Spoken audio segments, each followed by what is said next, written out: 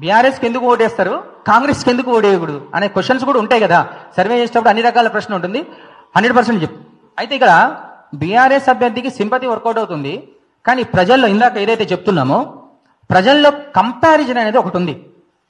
గతంలో 10 సంవత్సరాల ప్రభుత్వ పాలనని, ఇక్కడ 2 సంవత్సరాల ప్రభుత్వ పాలనని ఈ ఎవరైతే గ్రాడ్యుయేట్స్, అంటే ప్రతి ఇంటికి ఒక గ్రాడ్యుయేట్ ఉన్నాడు గమనిస్తే, ఇప్పుడు చదువుకున్న వాళ్ళు, ఈ గ్రాడ్యుయేట్స్ కంపారిజన్ అనేది స్టార్ట్ అయింది.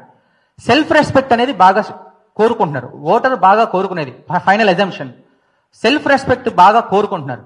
ఈ సెల్ఫ్ రెస్పెక్ట్ ఏంటంటే, చిన్న ఉదాహరణ ఏంటంటే, గతంలో ఎమ్మెల్యే ఒక ఊరికి వచ్చాడంటే అందరూ సంతోషపడేవాళ్ళు.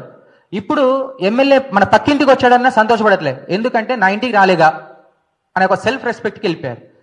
అంటే ఈ సెల్ఫ్ రెస్పెక్ట్, ఓవర్ ఎక్స్పెక్టేషన్స్ ఏదైతే ఉన్నాయో, ఈ ఎక్స్పెక్టేషన్స్ ని గవర్నమెంట్ టచ్ చేయలేకపోతుంది.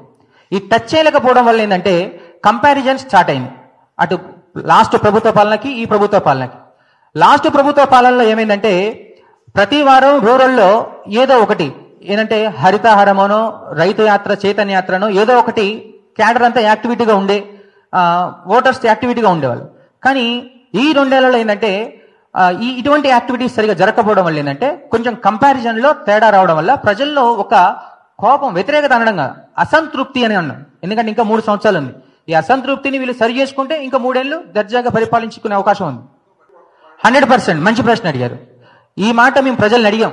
అసలు బీఆర్ఎస్ నుంచి ప్రజలు ఏం కోరుకుంటున్నారంటే, బీఆర్ఎస్ నుంచి ప్రజలు కోరుకునేది ఏంటంటే, కేసీఆర్ ఒకసారి వచ్చి వాళ్ళ సమస్యలు వినాలని ప్రజలు కోరుకుంటున్నారు. ఒకవేళ కేసీఆర్ నిజంగా బయటకు వచ్చి వాళ్ళ సమస్యలు వింటే ఈ గ్రాఫ్లు మళ్ళీ తారుమారే అవకాశం ఉంటుంది. అదేవిధంగా రేవంత్ రెడ్డి కూడా, ప్రస్తుత సీఎం కూడా ప్రజల్లోకి వెళ్ళి వాళ్ళకి కావాల్సిన అన్ని హామీలు ఇవ్వడం జరుగుతుంది. ఒక సైడ్ ఈ సీఎం, ఇంకో సైడ్ ఆ సీఎం కూడా వస్తే ప్రజల్లో కొంచెం ఇంపాక్ట్ అనేది ఉంటుంది. ప్రజల్లో నుంచి మాత్రం మీరు అన్న ప్రశ్న 100% కేసీఆర్ రావాలని కోరుకుంటున్నారు. ఈ వారంలో 2 ప్రభావాలు ఉంటాయి. ఒకటి క్యాంపెయిన్, స్ట్రెంగ్త్ ఆఫ్ క్యాంపెయిన్. 2 పార్టీలు వాళ్ళ స్ట్రెంగ్త్ను ప్రూవ్ చేసుకునే టైం ఉంది. అదేవిధంగా నాకు బ్రదర్ అన్నట్టు కేసీఆర్ వస్తే ఈక్వేషన్స్ మారొచ్చు, లేకపోతే కేసీఆర్ డైరెక్ట్ గా రాకున్నా ప్రెస్ మీట్ పెట్టి ప్రజల సమస్యల్ని అడ్రస్ చేసే అవకాశాలు ఉండొచ్చు.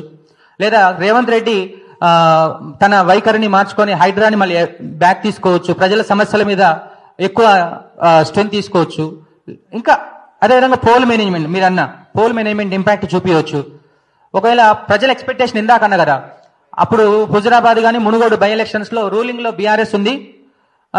అప్పుడు పోల్ మేనేజ్మెంట్ బీఆర్ఎస్ బాగా చేసుకున్నారు. ఇప్పుడు కాంగ్రెస్ రూలింగ్ లో ఉంది. మరి కాంగ్రెస్ కూడా బాగా చేస్తాను, ఎక్స్పెక్టేషన్స్ బాగా ఉన్నాయి. మళ్ళీ ఆ ఎక్స్పెక్టేషన్స్ ని వీళ్ళు టచ్ చేయలేదనుకోండి, మళ్ళీ దాని ఇంపాక్ట్ కూడా కొంత పడే అవకాశం ఉంది. సో ఏదేమైనా ఇప్పుడు రిలీజ్ అయిన సర్వే రిపోర్ట్ కి ఒక 2% ఎర్రర్ ఉంటుంది అంతే. అందుకే మినిమం 5 to maximum 8% తోటి కొంత బీఆర్ఎస్ గెలిచే అవకాశాలు అయితే ఉన్నాయి.